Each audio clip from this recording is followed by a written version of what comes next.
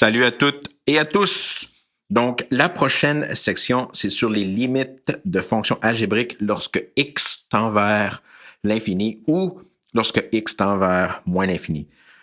Donc, l'idée, c'est jusqu'à maintenant, la grosse philosophie derrière les limites, c'est essaye-toi. Okay? Puis si tu es chanceux avec les lois de base ou les lois de base aux infinités, tu trouves ta réponse.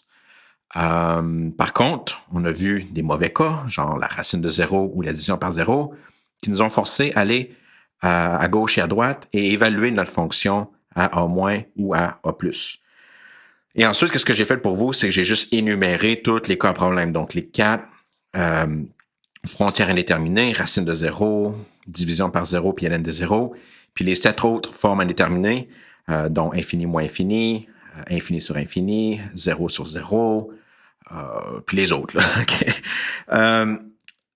Puis maintenant, qu'est-ce qu'on veut faire? C'est on veut trouver une approche qui va nous permettre de régler les autres formes indéterminées. Par contre, lorsqu'on a une limite qui va vers plus ou moins, qui va vers l'infini ou moins l'infini, si notre fonction, c'est une fonction algébrique, donc qui inclut les polynômes, les fonctions rationnelles, puis toutes les fonctions qui ont des racines carrées ou des racines énièmes, il y a une manière d'éviter les problèmes, puis de tout de suite réarranger sa fonction pour faire en sorte qu'on puisse calculer la valeur de la limite sans rencontrer de problème. Donc vraiment 2.1, c'est comme faire des préliminaires. Ok, donc tu fais des préliminaires pour t'assurer qu'il n'y a pas de problème et que tout aille bien. Ok, donc c'est pour éviter des problèmes. Mais malheureusement, cette section-là marche juste pour les fonctions algébriques, pour juste les limites aux infinités.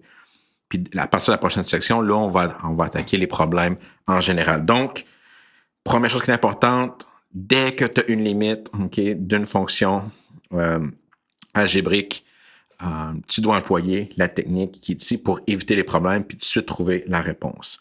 Donc, on va calculer des limites de fonctions algébriques lorsque x tend vers l'infini ou moins l'infini. Donc, c'est quoi une fonction algébrique? Une fonction algébrique, c'est seulement une expression qui contient un nombre fini de termes puis qui utilise seulement des additions, des soustractions, des multiplications, des divisions et mettre à des puissances de fractions, donc des racines carrées, des racines cubiques, etc. Donc, autrement dit, il n'y a pas de fonction compliquée, pas de fonction exponentielle, pas de fonction logarithmique, pas de fonction trigonométrique. Donc, c'est vraiment des belles fonctions. Puis des exemples de fonctions comme ça, donc les polynômes, donc c'est très important, là, dès que tu as un polynôme, fonction rationnelle qui est juste deux polynômes un par-dessus l'autre, donc lorsque tu as des racines carrées, okay, donc de dealer avec ces fonctions-là. Donc, être capable d'identifier ces fonctions-là, okay, lorsqu'on calcule des limites. Donc, c'est très important parce que vraiment, à partir de maintenant, lorsqu'on a des formes indéterminées, le type de fonction va déterminer okay, ce que vous devez faire. Puis la plupart du temps, lorsque vous calculez, donc c'est une remarque, là, la plupart du temps, lorsque vous calculez une limite vers l'infini ou une limite vers moins l'infini, typiquement, vous allez avoir des infinis moins infinis ou des divisions infinies sur infini. Mais on peut les éviter. Donc, on peut éviter ces problèmes-là. Donc, ici, on n'attend pas qu'il y ait un problème. Dès qu'on a une limite à l'infini ou à moins l'infini, on applique la stratégie suivante. Donc, la définition suivante, donc, qui est la stratégie pour calculer des limites de fonctions algébriques lorsque x s'en va vers l'infini ou moins l'infini. Donc, juste aux infinités que ça marche. Première chose à faire, vérifier que la fonction est définie. Donc, si vous avez une limite à l'infini, choisissez une grande valeur de x positive. Donc, assurez-vous que ça marche. Si vous avez une limite vers moins l'infini, prenez une grande valeur de x négative puis assurez-vous que ça marche. Parce que si c'est pas défini, la réponse c'est simplement non définie. Donc, il n'y a rien à faire. Si vous employez la technique puis la fonction est non définie, souvent vous allez avoir des mauvais résultats. Donc, vérifiez, faites sûr que c'est bien défini. Okay? Donc, idéalement, tu as le domaine. Okay?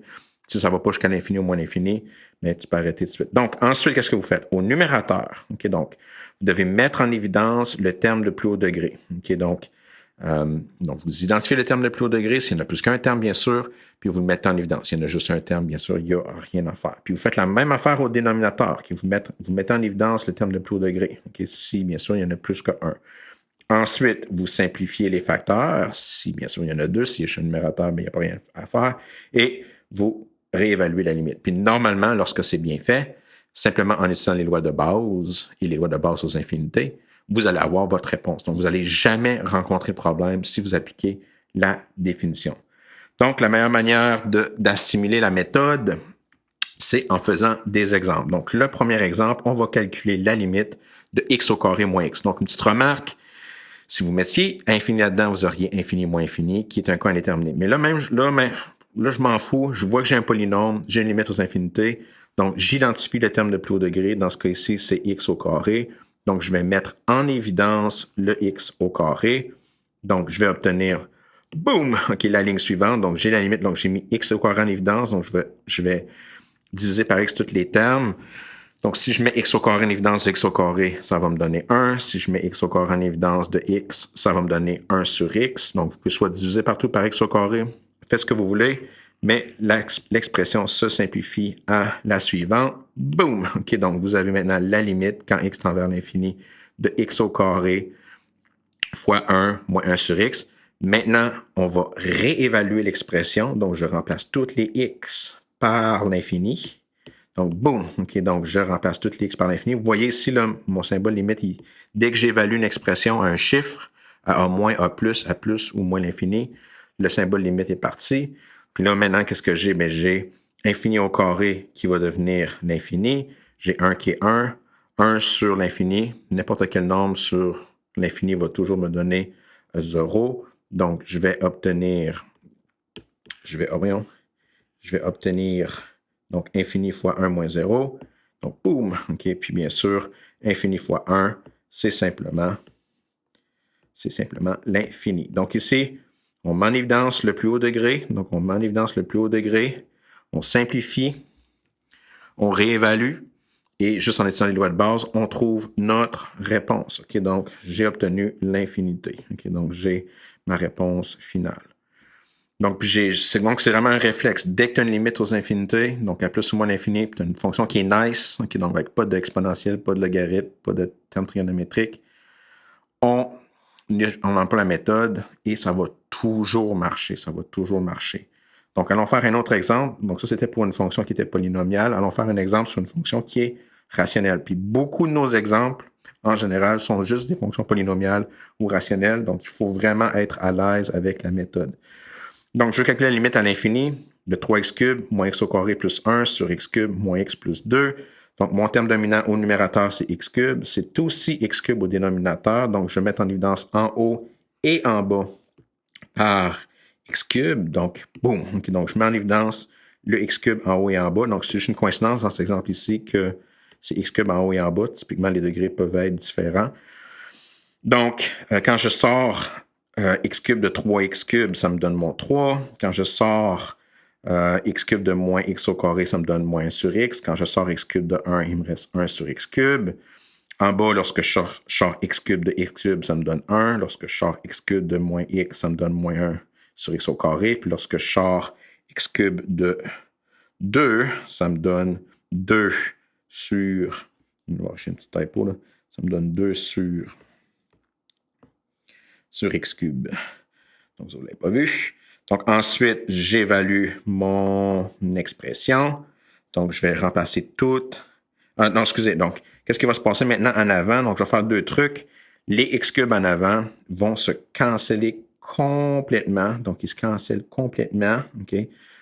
Donc, il va me rester en haut juste le 3 moins 1 sur x plus 1 sur x cube. Puis en bas, 1 moins 1 sur x au carré plus 2 sur x cube. Puis ensuite, j'évalue à l'infini. Donc, j'évalue à l'infini mon truc.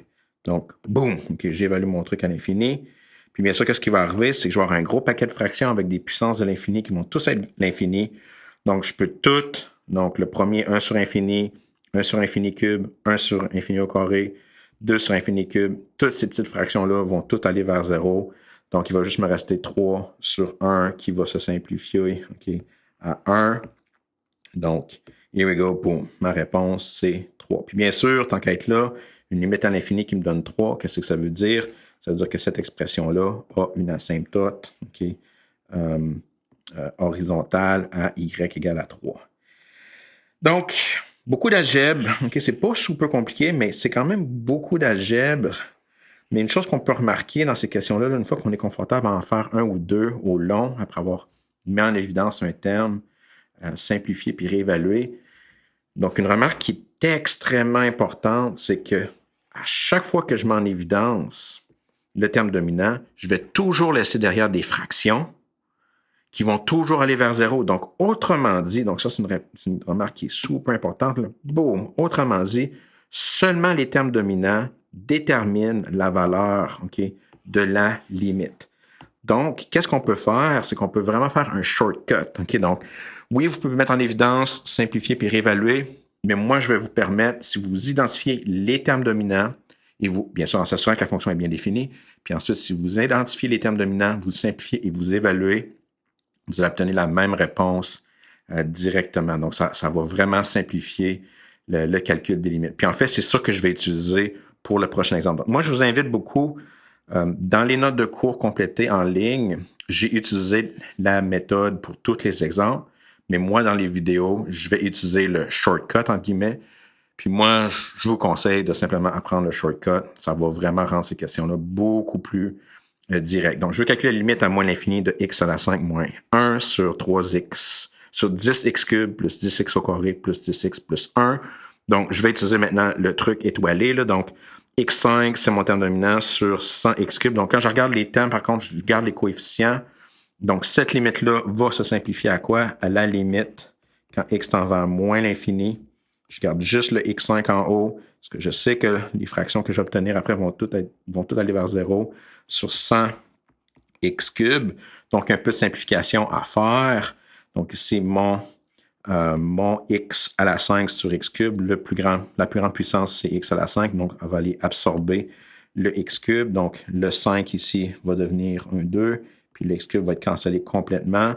Donc, ma limite va devenir la limite quand x tend vers moins l'infini de x au carré sur 100. Lorsque je remplace x au carré par l'infini, moins l'infini, je vais avoir moins l'infini au carré qui va être l'infini sur 100 qui va simplement être l'infini. Donc, extrêmement simple. On fait simplement garder les termes dominants, on simplifie, on réévalue. Il faut simplifier, sinon on aurait toujours des infinités sur infinités dans les cas des fonctions rationnelles. Donc, j'ai ma limite qui me donne l'infini. Donc, on va utiliser ce truc-là à partir de maintenant.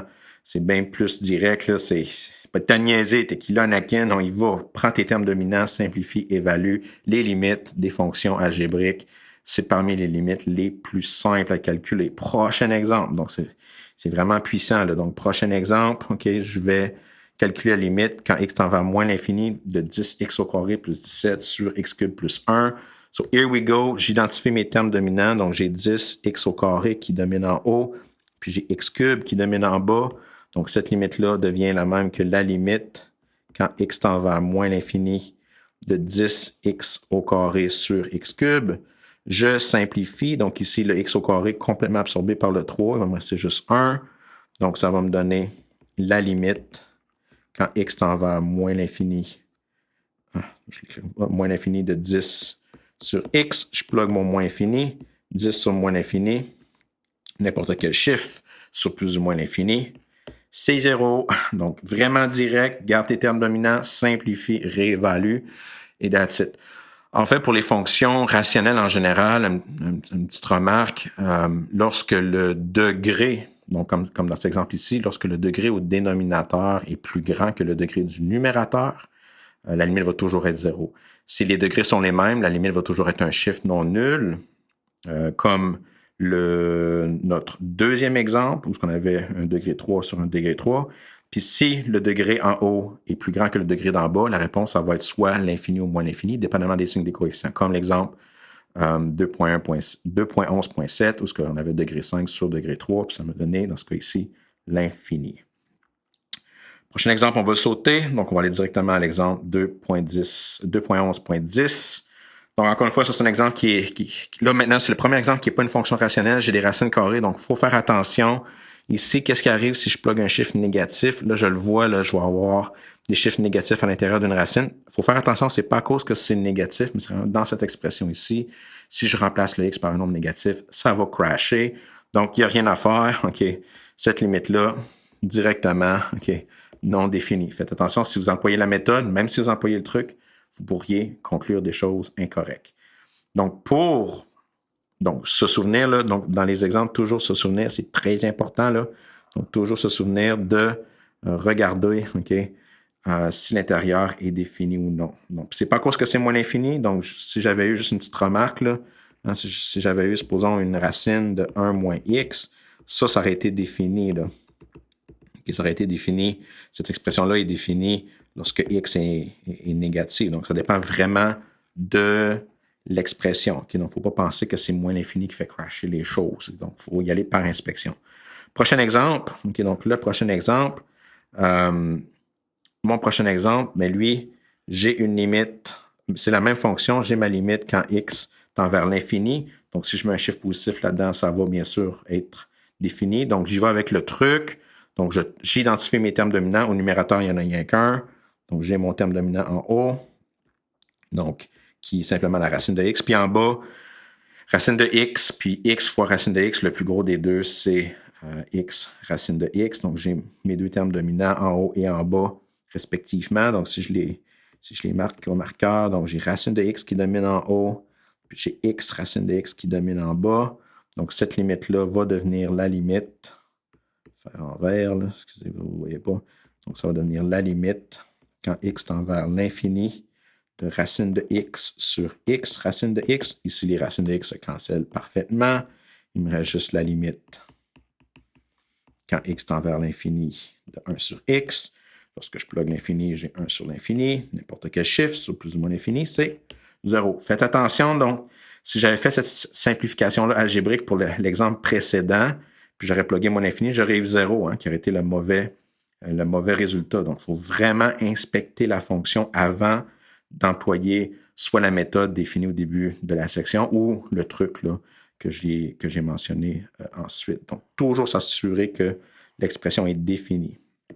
Mais en gros, OK, donc, en résumé, là, ici, pour une limite qui va à plus l'infini ou une limite qui va à moins l'infini d'une fonction algébrique, tu t'assures que l'expression est définie. Si oui, tu gardes le terme dominant d'en haut et le terme dominant d'en bas, tu simplifies, tu réévalues, puis tu vas éviter tous les problèmes. Donc, tu ne t'inquiètes pas vraiment s'il y a des problèmes ou non, tu t'essayes. Okay? Donc, tu t'essayes, pas tu t'essayes, mais tu t'emploies la technique, puis tu évites les problèmes. Peut-être qu'il y en a, peut-être qu'il n'y en a pas, mais c'est toujours plus rapide, étrangement, d'employer la technique que d'évaluer puis de réaliser, OK, ça marchait, mais j'ai été obligé de faire des étapes qui sont aussi laborieuses que la technique elle-même implique. Anyways, je parle toujours trop là, parce que j'ai pas beaucoup d'amis. Okay.